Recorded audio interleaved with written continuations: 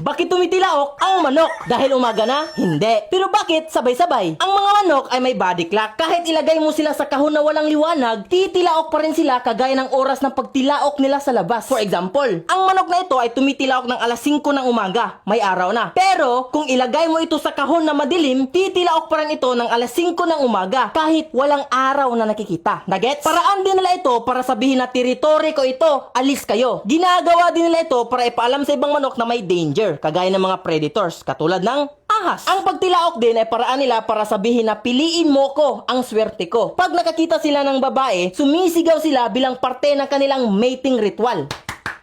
Piliin mo ko! Pagkatapos, pinapaalam nila sa ibang manok na nakamate sila ng babae. Pinagmamayabang ba?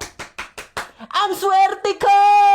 Ito din ang paraan nila para ipakita ang kanilang dominance. For example, ako ang pinakamalakas. Hindi, ako ang pinakamalakas. Hindi, ako ang pinakamalakas. Tumahimik ka! Ako ang pinakamalakas. Ang resulta, sabay-sabay sila. At ito pa, kung sino yung pinaka-dominant, yan ang unang titilaok sa umaga. At yan lahat ay sinabi sa pag-aaral na ginawa ni Dr. Takashi Yoshimura na binasa ko ng sobrang tagal kaya hindi ako naka-upload ng video kahapon. Ako si Kuya Babol. Sa pangarap ko, maging katulad ni Kuya Kim. Hindi siya to know more facts about science, animals, and kokoreko, and everything dito sa mundo. Just follow me. And that is what I discovered. Kokoreko!